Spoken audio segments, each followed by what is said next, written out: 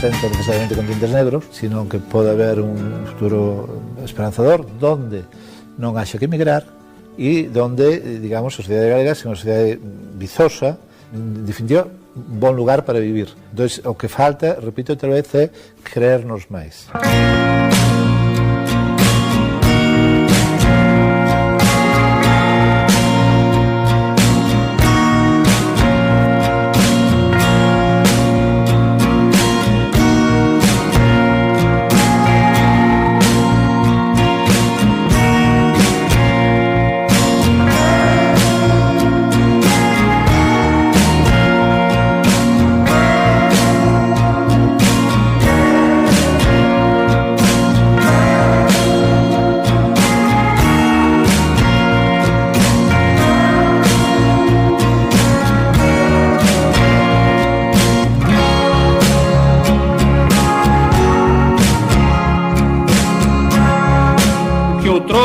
Era uma fronteira zelosamente guardada pelas autoridades dos dois países, se tenha convertido hoje num viçoso espaço de intercâmbio, colaboração e entendimento. Num território comparável à Holanda ou à Bélgica, que abrange cerca de 6,4 milhões de habitantes.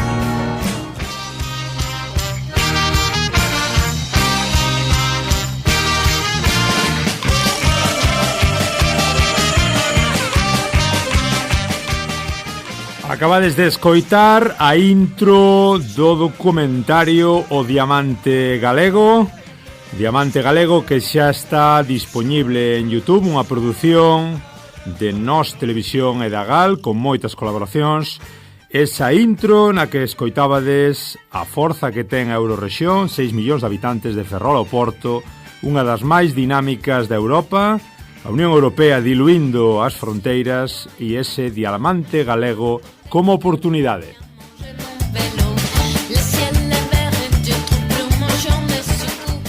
Ola, ola, moi boas, eu son Germán Esteve do Germano a Portuguesa. Estades nun novo episodio do Galiportus, deste voso programa en Radio Lleriz, nas redes tamén, nas plataformas digitais, unindo Galiza e Portugal voz a voz.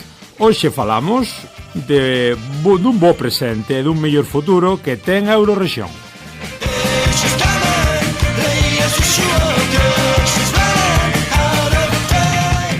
E facémolo falando deste tal Diamante Galego, desta produción audiovisual, deste proxecto tan interesante dun máis que ten aí en marcha a GAL e tamén Nós Televisión acerca das potencialidades dun e do outro lado do miño, como sempre, que nos interesan estes programas que tanta relación teñen co Galiportus, que intentamos aí buscar estes paralelismos, facémolo cos seus protagonistas. Hoxe temos a un moi especial que xa volo presentamos.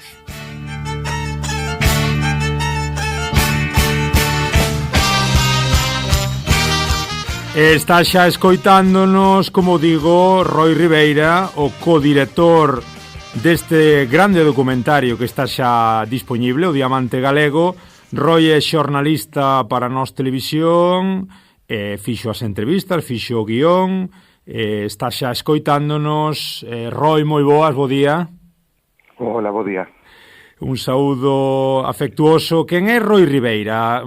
Contextualízanos un pouco, xa sei que non é fácil falar dun mesmo, pero quen é Roi Ribeira e que isto de Nós Televisión? Falaremos con Eduardo Maragato en maio, temos cita xa pendente con el. Adiántanos un pouquiño que é isto de Nós Televisión e adiántanos tamén cal é o teu perfil. Bueno, eu son xornalista, estudei comunicación audiovisual e son xornalista tamén, bueno, fui durante bastantes anos así activista e defensor así das ideas de Galicia e tamén da nosa lingua. Bueno, Nós Televisión é unha televisión, unha única televisión agora mesmo privada que emite totalmente en galego, un proxecto que xa leva funcionando algúns anos. E iso que se centra sobre todo últimamente o seu traballo moito en realización de documentais moi centrados na historia do país e tamén na nosa lingua e tamén cos vínculos entre o mundo galego e o mundo portugués e el uso brasileiro, non? Tamén é brasileiro. Hoxe as temáticas son coincidentes cos obxectivos do noso programa, tamén unindo Galiza e Portugal, como sempre nos gusta dicir, voz a voz. A temática é clara, o vosso documentario fala un pouco de, bueno, pois das potencialidades da Eurorrexión, pero para que nos estea escoitando, Roy, e se queira facer unha idea e queira visualizar este documentario tan interesante, que se pode encontrar? Que é isto do diamante galego? Bom, a ver, teria que resumilo e facer así.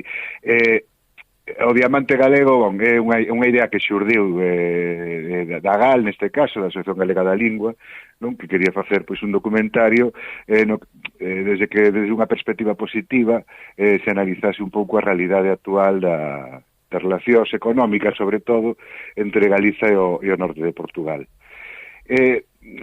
Desa idea xurdiu a lectura dun libro que foi fundamental para a elaboración deste documental, que é unha nova Holanda, que de Antón Bamonde, no que, pois, diso, é un dos poucos libros nos que se analiza desde unha perspectiva así centrada centrada no país, a actualidade das relacións entre, a importancia, a actualidade das relacións entre Galicia e o norte de Portugal. Sobre todo desde un enfoque máis que nada económico, non? Nós estamos moi acostumados sempre a falar en termos nas relacións de Galicia e Portugal, pois en termos máis culturais ou máis, se se quere, máis identitarios ou máis lingüísticos. E, bon, a diferencia aquí do enfoque é que se tratou un pouco de darlle un pouco a volta, de entendermos que estamos pois nun espazo, nunha Eurorrexión, unha das primeiras, a primeira Eurorrexión europea, se non me confundo, como se di aí no documentario, e que é unha Eurorrexión que xurdiu moi naturalmente, porque estamos moi próximos, pois eso, por cuestións culturais, históricas e lingüísticas, e ao mesmo tempo, no que sempre houve unha moi boa relación de veciñanza, digamos, e que iso, pois, coa entrada do Estado español e de Portugal a Unión Europea, a aparición desta Eurorrexión, non fixo máis que favorecer o intercambio comercial e o intercambio económico. Entón, digamos que a perspectiva novidosa pois sería partir un pouco de como son esas relacións económicas e cual é a potencialidade desta relación entre Galicia e o norte de Portugal e como isto pois pode favorecer outro tipo de intercambios, non? E aplicar tamén moitas veces temos unha visión como moi pesimista do presente, do futuro do noso país, pois non aplicar un pouco a unha receita contraria, que é pois visualizar aqueles elementos que son positivos a día de hoxe e as enormes posibilidades que se poden abrir se somos conscientes da importancia que están a ter neste momento, somos conscientes, como cidadanía galega neste caso, da importancia das relacións económicas que está a haber neste momento no tecido empresarial entre Galicia e o norte de Portugal. Entón, pois un pouco iso. Non sei se me ensarillei moito. No, perfecto. Concordo plenamente co que comenta Roy, visualicei o documentario e é certo que estamos afeitos a proxectos do estilo sempre enfocados na cuestión máis lingüística, máis identitaria, efectivamente máis cultural, e este diamante galego é un chute de positivismo, digámoslo así, capitalista, non? Desde o punto de vista máis económico, de relación comercial, e un pouco aí na vertente máis económica, efectivamente, unha visión moi optimista, como ti ben comentas. E tamén, en relación ao que dis de Antón Bahamonde, filósofo e ensaísta, escoitástelo xusto cando introducíamos o corte ao principio na intro do programa. Efectivamente ten un libro que fala desa nova Holanda de Ferrol ao Porto, ese continuo urbano que vai de 6 millóns se falamos ata o Porto e 9 millóns de persoas se nos vamos até Lisboa. Canto tempo levou un pouco desde que xurda a idea Contanos un poquinho aí os procedementos, o guión do que ti te encargas, a produción, contactar ca xente, os entrevistados. Sí, pois foi un proceso longo, digamos que comezamos a traballar, pois haberá un ano, pois precisamente en abril do ano pasado, así, o sea que rematamos de facelo pois a comezos, a finais do ano 23. Sí, a comezos deste ano. Entón, claro, foi un proceso moi longo, porque saímos un pouco tamén da nosa, que se dixe moito bastante hoxe en día, non? Da nosa zona de conforto, porque era un tema iso, pois que, bueno, requería estudar algunhas cuestións e tamén requería sair un pouco do que estamos máis afeitos a facer, non tanto penso para Gal como para nós. Claro, iso foi fundamental o libro de Antón Bamonde, porque é certo que un tema do que pois non se fala moito tanto nos medios de comunicación máis hexemónicos do país, nin tampouco as forzas políticas, nin tampouco no debate social esta situación, si algún tema, non o tema da alta velocidade ou así algunha cuestión, mas non se trata nunca moito polo máis profundamente, pois como esta dinámica económica que está vendo. E despois, claro, comentabas aí un pouco, é optimista, ese optimismo é unha das ideas iniciais, era transmitir un pouco unha idea optimista, aínda que somos plenamente conscientes, ou eu polo menos son plenamente consciente, de tamén os riscos bueno, é que non todo é tan bonito como pode pensar, mas sí que queríamos como facer máis fincapé pois nesa parte positiva que é da que moitas veces menos se fala, non? Entón iso. Despois, claro, pois o proceso de produción, isto foi un traballo en equipo, como todos os traballos que se fan nos televisión, entón, pois foi un traballo, bueno, no que traballou moita xente, o sea, eu son un dos codirectores, pero levo un dos traballos de dirección fundamentais, levo unos Diego, e despois produción Ana Viqueira, quer dizer, que houve moita xente traballando niso, e claro, foi un proceso moi complexo, porque tivemos que contactar con empresarios dos dous lados da fronteira, con xente da clase política de ambos lados da fronteira tamén, e con expertos un pouco que nos contextualizasen esta realidade, non? Sí, vemos unha chea de entrevistados, Teresa Taboas, José Ramón Pichel, Diego San de Veiga, pues, o que comentas os empresarios, Manuel Carlos Silva do lado portugués, Claro, tivemos tamén a axuda de, Diego Sande, que acabas de mencionar, a axuda de asesoramento tamén un pouco de xente, tamén economista, digamos, que nos asesorou un pouco tamén polos camiños, como en concreto Diego foi un deles, polos camiños a seguir a hora de realizar este documentario, e sobre todo, é dicir, por onde tiñamos que ir, que sectores eran os máis importantes, sectores económicos máis importantes, así.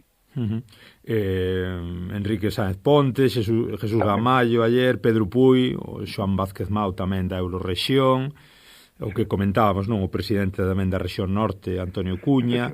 Quen dos entrevistados te sorprendeu máis, Roy? O con quen te sentiche máis a gusto, ou quen dixeche, pois mira, eu non esperaba isto? A ver, de non esperar realmente non sabería dicer agora mesmo que me sorprendeu máis. Eu, claro, a entrevista das que máis gostei foi con Antón Bamonde, porque efectivamente gostara xa moito do seu libro, e digamos que unha persoa coa que se aprende moito. E despois, Antonio Cuña, sí que é certo que me puido sorprender un pouco a seu discurso, que descoñecía así moitas cousas, non, antes de comezar a traballar nisto. O seu discurso bastante, que diríamos desde o norte, non, bastante galeguista, ou con bastante consciencia da unidade, case da unidade lingüística entre Galicia e norte de Portugal, e incluso da unidade histórica e tal, non, ten un discurso así como moi elaborado nese sentido. E despois, pois, Básicamente sería así un pouco. Todas as entrevistas, bueno, Teresa Taboas, que é sempre un placer falar con ela, é unha persoa que sabe moito, non? E que transmite moi ben os seus coñecimentos e que tamén está un pouco nesta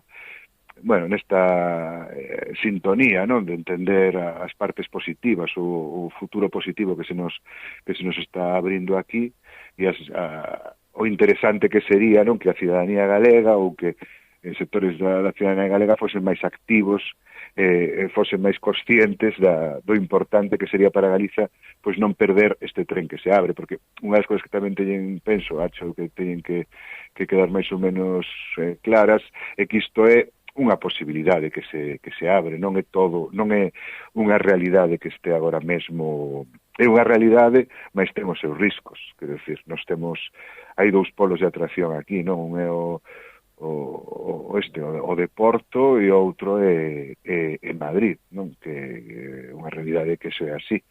É un burato que absorbeu o seu redor, non? Todo o que é Castilla, todos os arredores de Madrid, que está baleigando un pouco, como din eles, baleigando o centro da península, e tamén supón un polo de atracción para nós. Estamos vendo agora co debate da alta velocidade, non? Incluso, non? Da necesidade de Madrid de sempre meterse e querer levar para ela casi todos os recursos, non? Entón hai un deseño aí de Estado que está feito con un deseño radial, que é o que coñecemos até agora, e un pouco que se propón aquí neste documentario, tendo en conta esa realidade económica actual, pois pensarmos outro posible deseño da Península Ibérica, non máis radial, non radial, sino distribuído, policéntrico, etcétera, etcétera. Temos un programa tamén desde aquí, desde o Galiportus, pois xa axendado para a semana que ven coa xentiña do Eixo para falarmos tamén da cuestión do tren, dese famoso Porto Vigo, a ver en que queda. Con respecto aos entrevistados, a última, Roi, a quen vos costou chegar máis? É dicir, quen vos deu máis largas, quen dixestes, pois non hai maneira de conseguir? A ver, foi difícil, no caso galego, foi-nos difícil, buscamos o comezo do documentario, buscamos tamén experiencias concretas de empresas galegas que están traballando moito no norte de Portugal ou en Portugal. Costounos bastante traballo, por non decir que nos foi prácticamente imposible falar con moitas delas. Tivemos que optar fixemos o mesmo despois tamén en Portugal pola cuestión das confederacións de empresarios ou das organizacións máis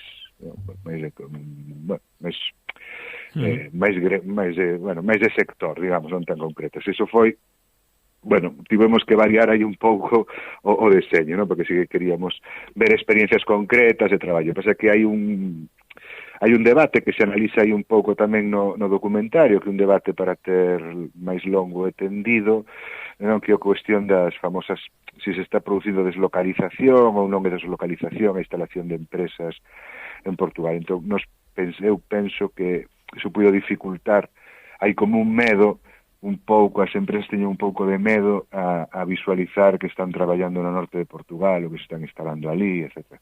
Por ese debate que sí que algunha vez sí que trascendeu os medios de comunicación. Iso sería o máis dificultoso para nós.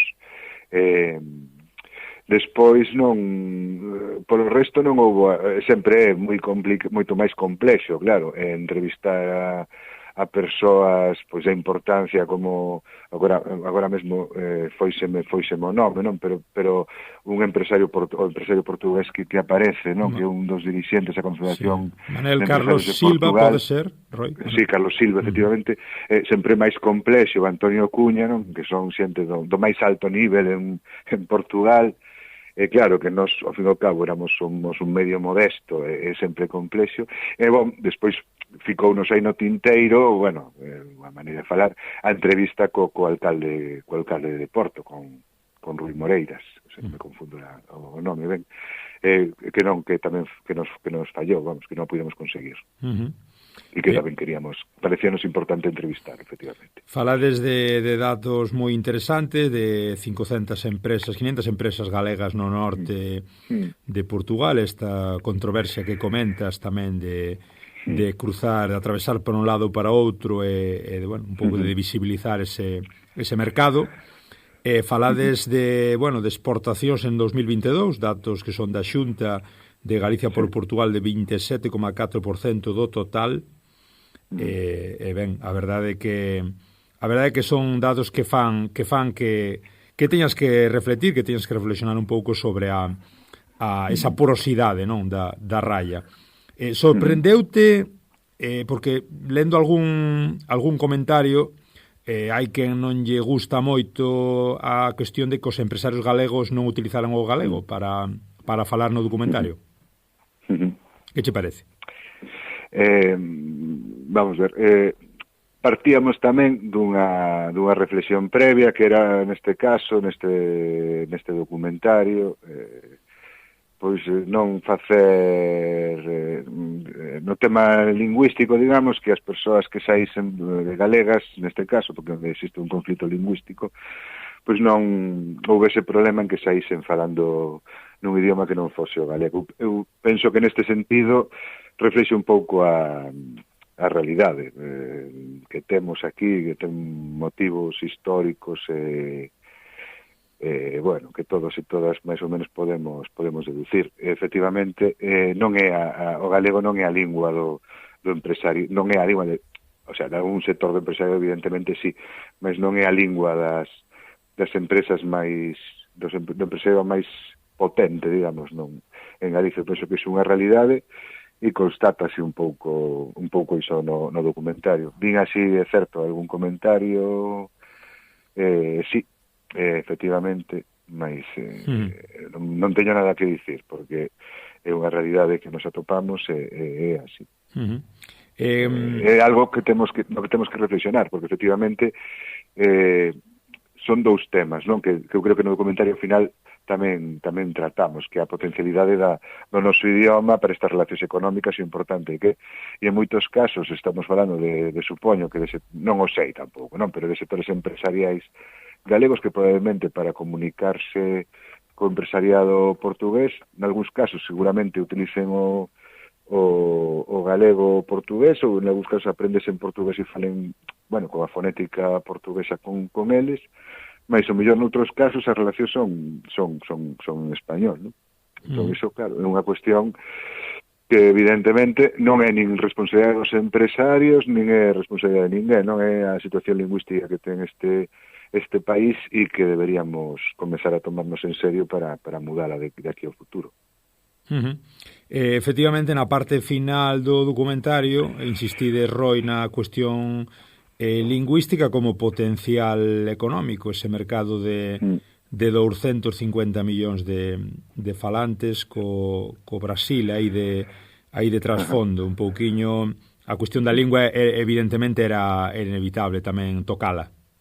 É inevitable tocala e ademais a ver, a idea profunda deste documentario pois non é simplesmente non ver que hai unha cuestión económica, unha realidade económica moi potente, iso, repito, nos estamos dando a visión máis positiva, evidentemente non todo é cor de rosa en estas relacións económicas e tal, porque todos sabemos como funcionan as cousas na economía mundial ou como funcionan as cousas na economía, e hai problemas, non? Existen problemas como a vivenda, bueno, hai unha serie de problemas que todos podemos saber, baixos salarios, etc.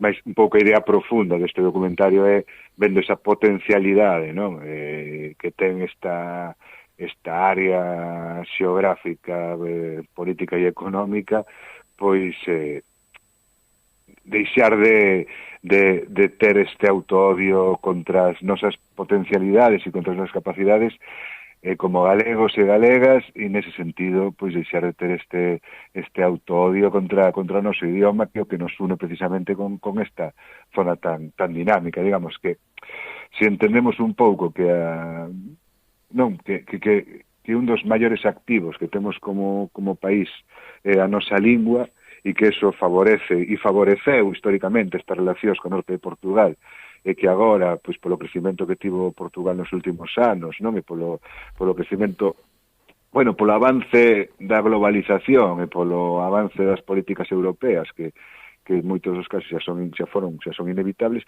pois iso favoreceu aquí a emerxencia dun espazo tal, non é casualidade tampouco, é porque existiron previamente unhas relacións históricas, unhas relacións tamén culturais e unhas relacións lingüísticas, non, que son inevitables e que deberíamos modificar un pouco a nosa visión, da nosa propia lingua, entender que non é unha lingua que só se fale aquí, sino que é unha lingua que se fala noutros países do mundo, que é unha lingua internacional e que temos que defendela porque é para as xeracións do futuro e para a nosa prosperidade tamén económica como país, pois é fundamental a nosa lingua, non? É algo que temos e que temos que aproveitar. Neste caso agora contamos con dúas linguas importantes, polo que sexa, non? Pero temos o galego nas súas dúas formas, que tamén se fala un pouco no documentario, non? Na necesidade de introducir, de acabar de aplicar dunha vez o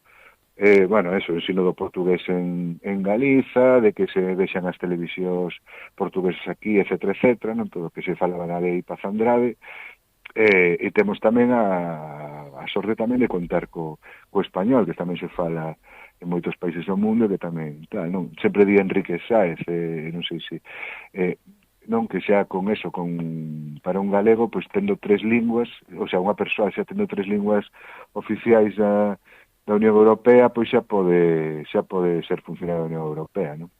Efectivamente. Pois iso, xa teríamos, sabendo inglés, español e galego portugués, pois xa temos 3 linguas do mundo. Na Unión Europea xa inglés xa non, penso que xa non é, pero bueno, non 3 linguas do mundo. Sí, o inglés aínda é, por Irlanda. Por Irlanda, efectivamente. Sí.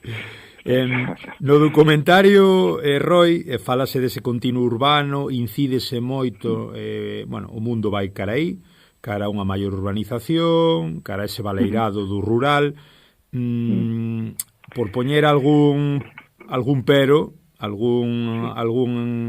unha pequena moesquiña ao documentario, que evidentemente en 45 minutos o que distí, pois nun cun sentido X fais este proxecto, este documentario e punto, tampouco se pode abordar todo, pero sí que queda como un pouco aí no aire, digamos, a cuestión do interior. Que pasa con Trasosmontes, que pasa ca Mariña de Lugo, que pasa nas zonas periféricas da Eurorrexión. Quero dicir, o diamante galego é un diamante urbano, e que pasa máis alá de unirmos eses puntos do diamante?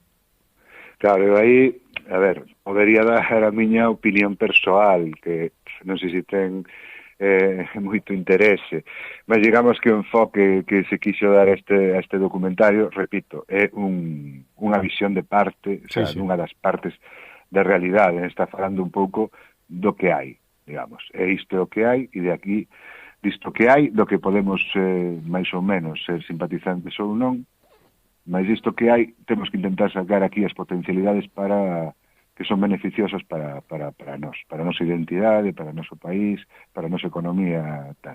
Dentro dos marcos do realmente existente, claro. Ainda que, desde unha perspectiva un pouco, pois evidentemente non do realmente existente, máis beneficiosa para as maiorías sociais, tampouco unha cuestión tal. Mas é un pouco o marco que hai. Non é unha tese sobre digamos, o país que queremos ou como deberían ser as relacións entre tal, se queremos un país máis urbano ou máis rural, etcétera, ou que hai moitos debates que serán así, que se están dando hoxe en día na esfera de opinión un pouco galega. Entón, aí, claro, non sabería que, o sea, podría dar a miña opinión, mas penso que non é un pouco, a idea deste documentario non era ese, e un pouco así, a idea así, que bueno, que hai un proceso de urbanización imparable, que non só é un pouco que o comezo documental o que intenta transmitir, é un proceso imparable a nivel global, a nivel mundial, non é unha cuestión que pase só aquí ou que pase na Península Ibérica ou que pase en Portugal ou tal, é unha cuestión que se está producindo a nivel mundial, que cada vez, o sea, a maioría xa da poboación mundial, non me atrevo agora a dar cifras de porcentaxe, pero unha porcentaxe moi elevada, pois cada vez vai ser maior, vive en ámbito urbano. E esos espazos urbanos cada vez van sendo máis difusos tamén, mas tamén máis grandes, no noso caso, incluso o que nos dio moitas veces o Antón Bamonde, no? O que nos entendemos por vida xa non urbana, pois xa non é tan non urbana, non? A xente xa ten, pois, por poñer exemplos así un pouco frívolos, non? Pero ten Netflix na casa, ou internet, etc., ainda que viva no ámbito rural e non viva nunha cidade. Entón, habería, claro, que replantexar. Aquí o que se propón é o do diamante galego, bueno, que unha idea dunha consultora, penso que madrileña, que fixe un traballo para Coruña, non? Bueno, falando das cidades futuras e como se iba a articular, como se estaba articulando o espacio urbano da Coruña, non? E eles son os que falan do diamante galego, non? Unificando pois todas as cidades, tanto Lugo, Ourense, como Pontevedra, Vigo, área urbana metropolitana de Compostela, máis tamén Coruña, Ferrol, non? Que van cara casi unha unificación. Tampouco quero aquí decir moitas cousas que logo afectan así a que son as visións da xente e a mellor tal, pero bueno, quer decir, que un proceso que se está a dar. De feito, non, moita xente fala incluso de que a grande área do Porto, a grande área metropolitana do Porto, poderá incluso chegar a absorber a propia área metropolitana de Vigo, non? Que vai ser un pouco unha mesma tal. Iso non quere decir que todo o mundo teña que vivir en cidades, mas sí que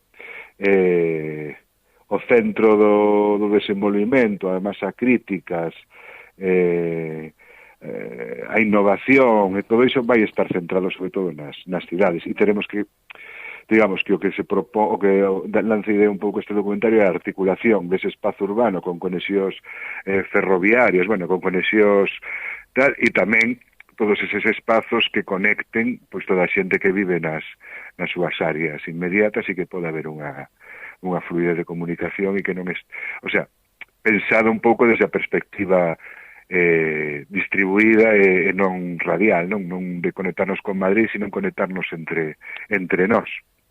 E articularnos nós co norte de Portugal e non tanto con tal.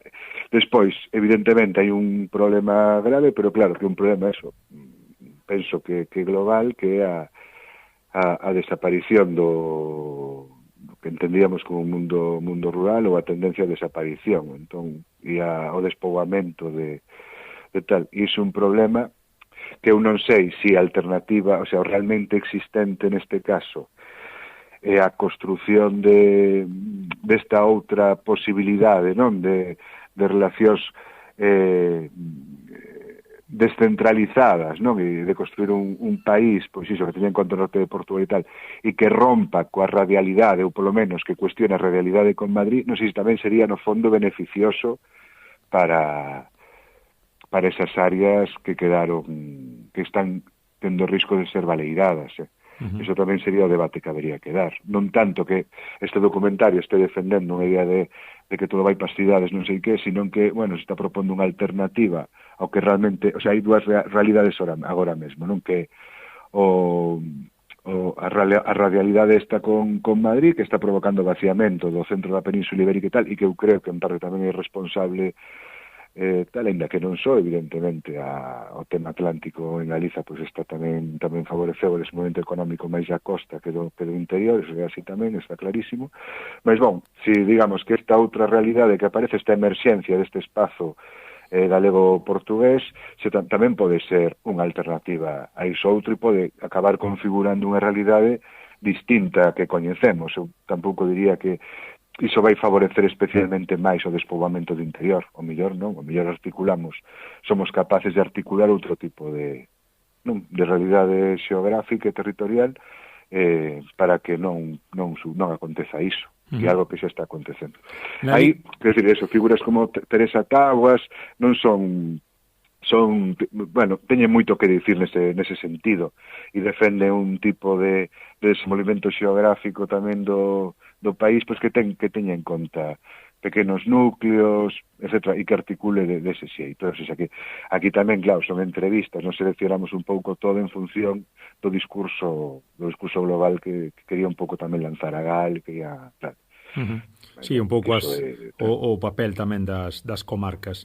E o papel das eurocidades, na liña do que comentas, tocades o caso de Tomiño e Cerveira, aí no Miño, foi casual, foi planexado, quero dicir, hai casos como Tuivalensa, Chaves Verín, tiñades que decidirvos por un e foi así, Tomiño e Cerveira. Sí, decidímonos por esa, foi así. Realmente Chaves Verín, despois visto, probablemente sería un exemplo mellor máis acaído e podería ter equilibrado, quer dizer que sendo autocrítico, podría ter equilibrado eso que plantexabas anteriormente da diferencia entre a parte da costa, non, e a parte urbana, e máis un pouco deixarlo del lado interior, máis escollimos isto. Foi así. Simplemente un pouco tamén por equilibrar as voces, equilibrar os perfis, as sensibilidades, as distintas sensibilidades un pouco políticas do país, pois escollimos iso, podería decirlo así. Sí. Mas, bon, igual eso, sí, pode ser que perxudique en algún sentido a idea que se quería transmitir e empobrece un pouco mellor as cousas. Eu recoñezo que sí, aí xa son autocrítico. Eu vexo a crítica a min polo menos pareceume de cada 100, 99 en positivo. Sí que é certo que o que che digo é moi difícil en X minutos pois chegar a todo o que se pretende. Sí, claro. E despois que iso, que se quere manter un equilibrio un pouco que se hayan recollidas un pouco todas as sensibilidades, non? Bueno, que existen no país, pois para iso hai que, e ao mesmo tempo que se recollan moitas voces, pero ao mesmo tempo tamén que teñan algún sentido. Claro, non ten sentido recoller as voces porque sí, pois bueno, moitas veces hai que ter en conta as dúas cousas. Tens que recoller todas as voces e a veces non podes recollelas todas, pero a veces tens que priorizar as sensibilidades frente a outros motivos. Basicamente iso. Ten sentido, Roy, meter a Lisboa na ecuación? Algunha pincelada houbo dese continuo urbano, deses 9 millóns até Lisboa, cando a propia rexión norte portuguesa moitas veces reclama maior forza, claro, maior regionalización. Ten sentido que vaya aí no fondo, que resoe a palabra de Lisboa, como ti ben comentas, que tampouco ten moito sentido que Madrid, claro, pois atraia todo o que atrae, un pouco baleire todo ese interior. Hai ese perigo tamén de que Lisboa faga de polo de atracción e tamén se leve parte da forza da Eurorrexión. Claro, hai dous temas. Lisboa fálase porque bueno, hai un traballo, non, da bibliografía que se recolle, non, e que recolle Antón Bamonde no seu libro A Nova Holanda, é un traballo dun xeógrafos, Richard Florida, Charlotte Melander, bueno, outra xente da Universidade de Toronto, no que recollen a emerxencia, un traballo no que falan da emerxencia das megarrexións, non? E sitúan, o sea, ese o nivel, non? É un traballo de hai máis dunha década, máis, bueno, sitúan a megarrexión, que chaman eles, penso que chaman megarrexión, Ferrol, Lisboa, non, como unha das megarrexións, das 100 megarrexións, unha cousa así, sí, máis dinámicas e máis importantes do mundo. O sea, unha cousa bastante... Entón, por iso aparece Lisboa, e realmente o continuo urbano é ese. Despois, efectivamente, toda a razón co que dis, os dous estados teñen os seus problemas de centralismo, diversos, porque son dúas realidades políticas e históricas totalmente distintas nese sentido, e son os problemas distintos, mas é así. Entón, nós aí non quixemos tampouco recoller, bueno, fixemos a escolla, si que citamos este estudo con Lisboa, porque o que se recolle, digamos, é o estudo que existe de emerxencia das megarrexións, no que recollen esta ese, vai de Lisboa a Ferrol, mas despois, claro, a realidade é a Eurorrexión, Galicia, Norte de Portugal, que é.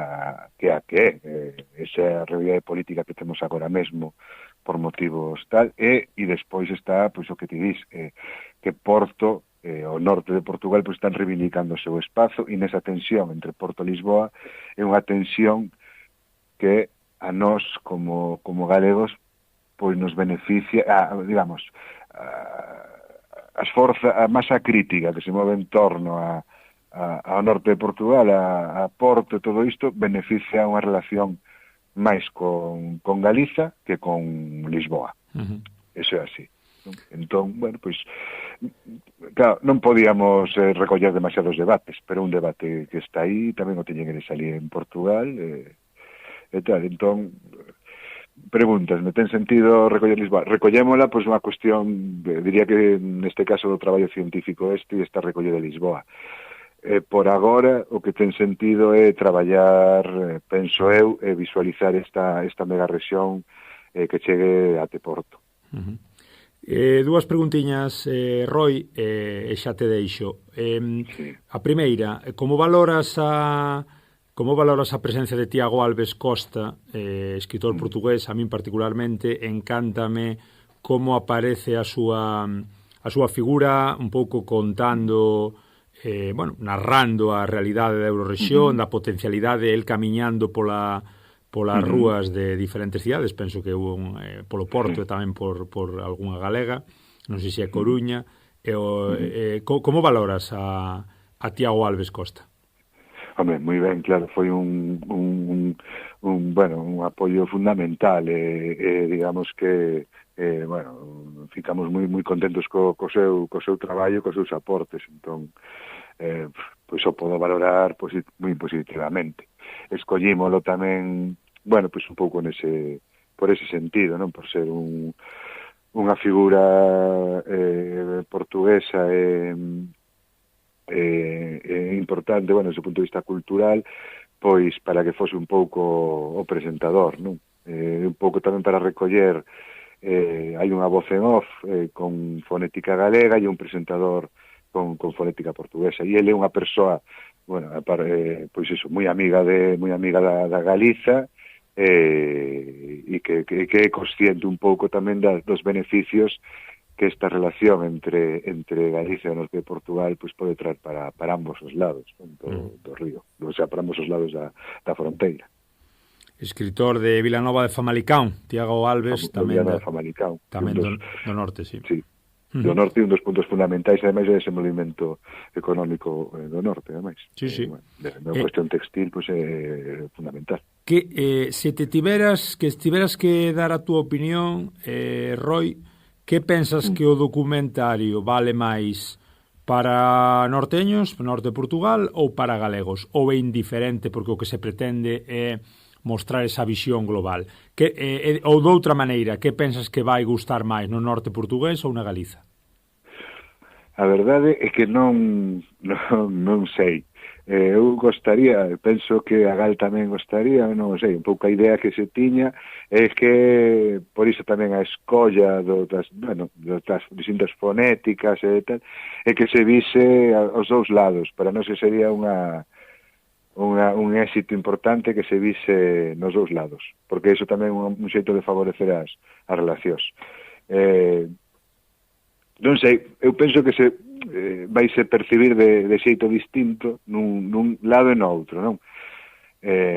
Digamos que, claro, depende de que sectores do norte de Portugal pois poden haber un pouco, non, pois poden decir que non é moi realista, mellor, ou non sei, ou que, non sei, poden ter unha aprecio máis crítica, mellor do que se reflexia, e mellor desde aquí, pois esta visión positiva da que estamos menos acostumados a ver cando falamos do país, pois pode mellor causar máis sorpresa e máis interese, non o sei.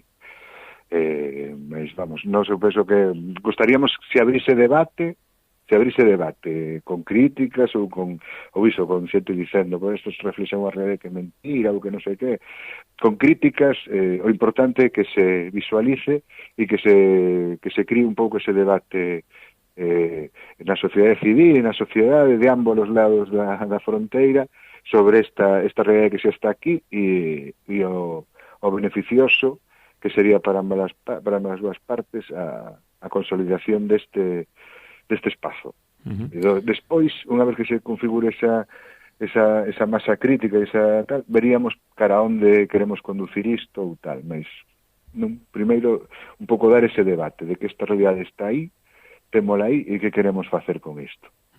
Como está sendo as primeiras críticas logo de que o documentario xa este disponibilizado en YouTube, nas redes? Como está sendo esa primeira acollida? Esas mensaxes, esas chamadas, como que vos está chegando aos vosos ouvidos? Por agora, bueno, son boas críticas, a verdade. Iso. Eu penso que, máis claro, a mí están chegando críticas pola banda de aquí.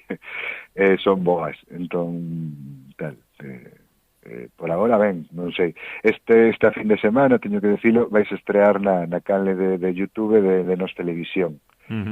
Entón, pois tamén veremos un pouco como recibe o público de Nos Televisión, que temos así pois algún público portugués e tamén brasileiro. Entón, a ver como reciben, mas por agora as críticas son boas, mas non sei. E despois aquí fixemos unha presentación pública que realizou a Gala aquí na Facultade de Económicas e tamén foron boas, foi ben recibido, digamos.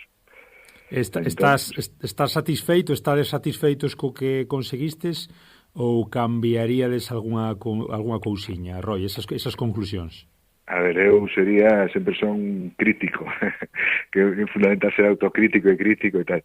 Agora ben, eu penso que debemos estar satisfeitos co iso.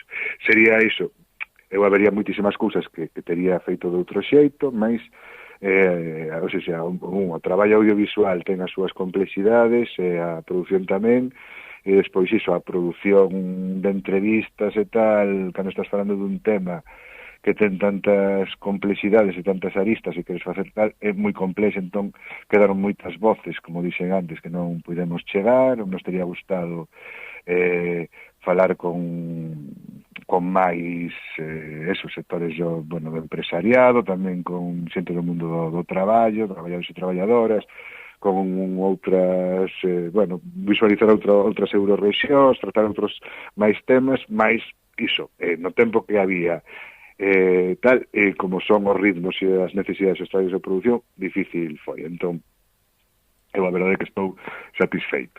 E máis satisfeito estaría se isto favorece de algún xeito este debate, traslada este debate a sociedade galega e chega, e se comezamos a falar destas cousas, empezando a ter debates xa sobre nós propios e non sempre falando da casito city, como lle chama, non? Dos problemas e das problemáticas da política e da economía madrileñas. Sí. Falar un pouco máis das nosas necesidades e de como están as cousas por aquí e de que está eso aí, e temos esta cousa aquí ao lado e está se dando esta realidade que xa é imparable, aínda que, repito, pode descarrilar. O sea, Galiza non é o primeiro tren que perde na súa historia, podemos perder máis. De feito, está aí o tema da alta velocidade, das conexións, sempre hai riscos, hai moitos riscos, e tal, máis isto está aquí, e pois depende un pouco de nós tamén, que isto saia ben, ou que voltemos perder outra vez o comboio, como din en Portugal. Canto custa facer algo así, Roy? Se nos podes dar unha idea, ou se non me meto eu en ningún charco. É dicir, lonxe de megaproducións, que isto non é unha megaproducción, pero sí que ten uns custos, sí que ten un traballo, unhas horas de detrás. Sí, claro, eu aí sí que non podo dicelo, porque non sei, porque non estou aí nesa parte, digamos, da cuestión máis económica da produción do tema, non máis moito máis do esperado, pouco máis, dá máis traballo do esperado, obviamente. Estes produtos son, o traballo audiovisual é caro. Vos tamén coñeceredes como profesionais, non, da radio, quero dicir, o traballo xornalístico, o traballo e moitas veces desde fora parece moito máis sinxelo do que é, e o que non onde non chegan os recursos económicos aparece o voluntarismo, aparece outro tipo de cousas para que as cousas saian. Entón, pois estes proxectos sempre son normalmente son máis costosos do que realmente costaron, non? Se fixésemos unha medición. Sí. Mas é así. E a última, Roy, sempre nos gusta un pouco preguntar aos convidados próximos proxectos, neste caso de Roy Ribeira e tamén de Nós Televisión, se nos podes adiantar algo. De Roy Ribeira non podo adiantar nada por agora, non hai así nada nesta liña a vista. E de Nós Televisión, pois ahora mesmo, bueno, o sea, houve aí, estáse traballando en, bueno, penso que se vai estrear en breve un programa presentado por Carlos Callón sobre, non quero tampouco facer aquí que me maten despois por desvelar tal, pero sobre o reino de Galiza, penso que tal, e bon, síguese traballando, bueno, na programación que ten así habitualmente, non? Que son os programas de lingua, programas tamén de literatura, e así. Moi ben. Non podo adiantar máis, e espero non ter metido a pata, que non me maten. Ollo a Carlos Callón, que xa está mandándoche os sicarios. Sí. Non te preocupes. Roy Ribeira, co director do documentario Diamante Galego, xornalista para Nós Televisión, un placer por estes minutos de radio contigo, e obrigadísimo por falar connosco sobre este documentario tan interesante. Vale, pois obrigadísimo a vos. Pois un abrazo, Roy, ata a próxima. Vale, un abrazo, ata logo.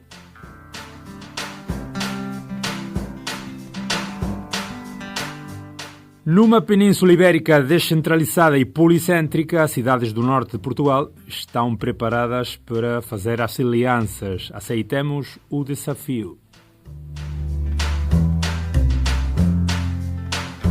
Isto é o que dicía Tiago Alves Costa, como digo, o escritor que aparece como presentador, esa voz portuguesa, neste documentario. Son as últimas palabras do documentario Diamante Galego, do que hoxe falamos con Roy Ribeira. Esperamos que vos gustase.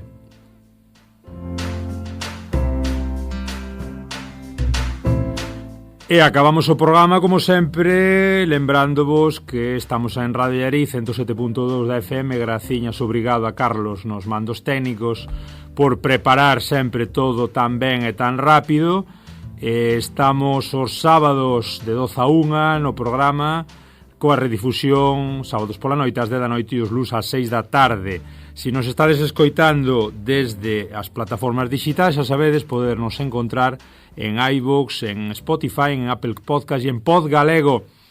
Estades tamén seguramente afeitos a interaccionar connosco en Instagram, en Twitter e en Facebook. Estamos aí un pouquiño facendo camiño tamén no correo, se queredes calquera cousiña, galiportuspodcast@gmail.com. Mais nada, hoxe co Diamante Galego acabamos. Até a próxima ocasión, un abrazo moi grande. Marchamos, vamos embora con Chelas de Sara Correia, a petición de Roy Ribeira, unha das súas músicas favoritas. Chao, chao, obrigado.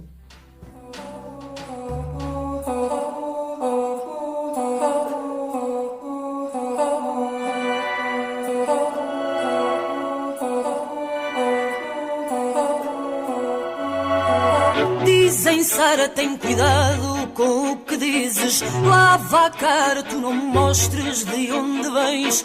Põe vestidos e esconde as tuas raízes. Finge lá que és senhora, tu finges bem. Dizem, Sara, tu usa as unhas mais curtas. Fala bom português, larga o calão.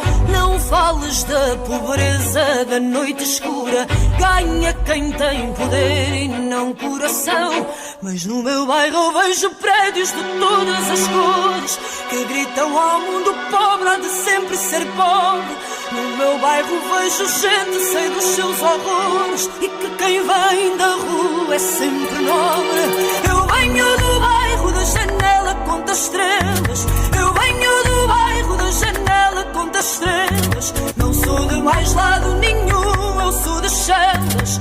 Não sou de mais lado nenhum, eu sou de Chelas. Diz Dizem, Sara, a maquilhagem tá carregada. Dizem, Sara, finge lá ser o que não és. Mas disso eu já sei tudo e estou cansada. Trago fado na voz e ténis nos pés. Dizem, Sara, tu sorris ser mais comedida. Cumprimenta os senhores, faz-me o favor. Mas o fado que eu canto, canta a minha vida. É a voz de quem nasce filho da dor. E no meu bairro vejo prédios de todas as cores que gritam ao mundo pobre há de sempre ser pobre. No meu bairro vejo gente sem dos seus horrores e que quem vem da rua é sempre nobre. Eu venho do bairro da janela, conta estrelas. Eu venho do bairro da janela, conta estrelas. Não sou de mais lado nenhum, eu sou de Chelas. Não sou de mais lado nenhum, eu sou de Chelas.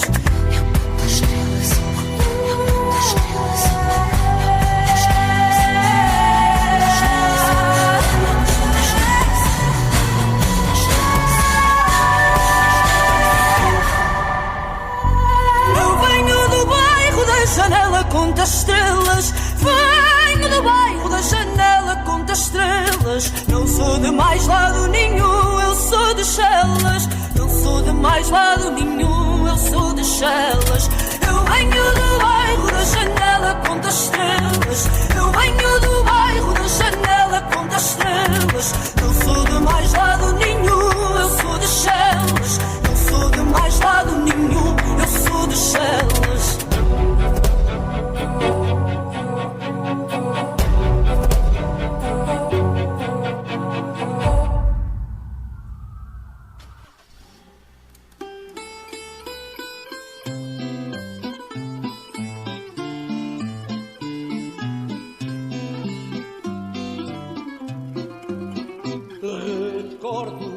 Chelas velhas com paixão dos belos tempos de então, com gente honesta e boa, lembrando alguns nomes imortais